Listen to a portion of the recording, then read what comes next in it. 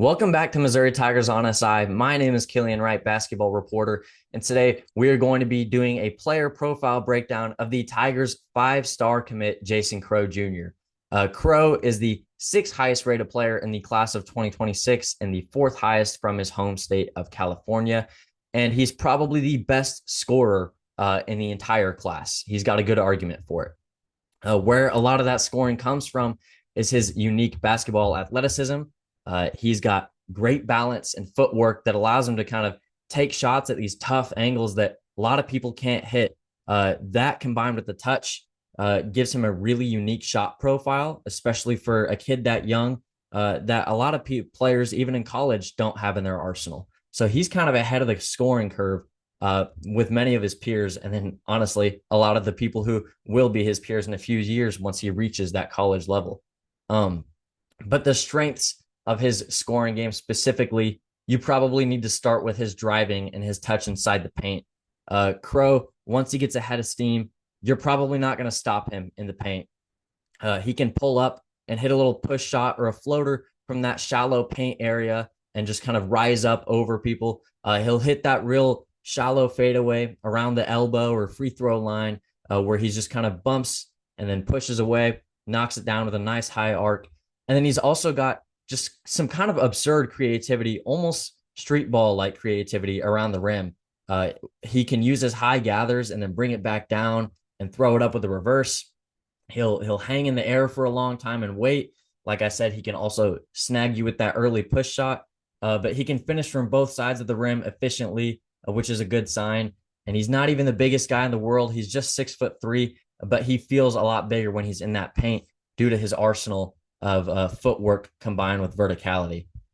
Crowe is one of the better drivers that the Tigers will have in a while, and I think he's got potential to be one of the better scorers when you look at the other aspects of his game. Heading over to those, his mid-range is strong, specifically his fadeaway mid-range, which he likes to go to a lot. You'll see him take a dribble or two in the paint, realize the lane is pretty clogged up, and if there's not an open man, he's cool just kind of taking the little bump and then taking a fadeaway midi from the sideline or the elbow, and it usually goes in. It's a unique looking shot and not one that people take a lot, but Crowe has mastered it. For Missouri fans, you might remember Tamar Bates would hit that shot at least once or twice a game. He'd try and get to that. Crowe does the same thing, so kind of an interesting connection there. Along with the mid-range, Crowe has an extended NBA range when it comes to the three-point shot.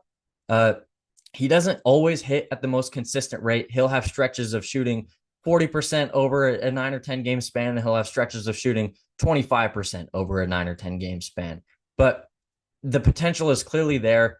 You'll see him oftentimes pull up from deep on a high ball screen that kind of makes defenders pay. You can't really go under on screens on him, which gives him another threat from the offensive fold. But he's a threat to pull up off dribble with, like, as aforementioned, unique footwork. He can create a lot of separation on these kind of twitchy step backs that allow him to rise up in space. So he hits those, and he's also pretty efficient off the catch. He's not the best mover off the ball. He's no Caleb Grill in that sense, where he'll be flying around screens all game, but he certainly knows when and where to relocate to give himself an open look off the shot, and he'll usually knock it down if the defense chooses to leave him open for whatever reason. So that shooting really helps. It's kind of why he excels in those ball screens is the downhill athleticism, like I mentioned before, and then also the threat to pull up kind of forces defenders to go over screens. Then he can either blow by and take the layup / mid-range if they go over, and if they go under, he'll just pull up from deep with confidence. That pick and roll game is also kind of a sign that proves he can maybe be a true point guard in the future. He's listed as a combo guard right now, but there's a lot of signs that show he's probably going to be more of a pure point in the sense of he can run the offense and be that guy, maybe even early on in this freshman season when he gets to Missouri. We'll get to that in a few. But his skill set in the pick and roll really helps because when he gets downhill on these guys and he draws doubles at the free throw line or even in the deep paint, he's usually got the open man either on the dump off, right on the dunker spot, or out in the corner that he can hit for three. If that man isn't open, it's usually because they doubled him high and he can go ahead and hit the roller easy, which that'll be nice if Missouri can pair a nice roll man with Jason Crowe.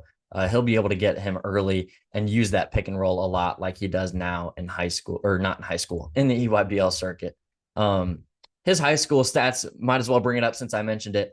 He played 2 seasons at Linwood and averaged over 36 points a game in both of those seasons. So it kind of proved that he was far and away ahead of the competition there, solidifying his 5-star status. But back to his current stuff. When you look at what he might bring to Missouri, he's going to be one of the best scorers they've had in a long time. That's no doubt. I think you could see similar production as a freshman to what guys like Trey Johnson and Jeremiah Fears had did the past season for their SEC teams. Obviously, Fears with Oklahoma and Trey Johnson with Texas both kind of excelled as these unique young freshman engines on these teams who maybe weren't overly competitive, but were at least fun. And they proved that they belonged in the SEC and then eventually made it on to the next level. But I think you're probably looking at similar production from Jason Crowe Jr. once he gets here.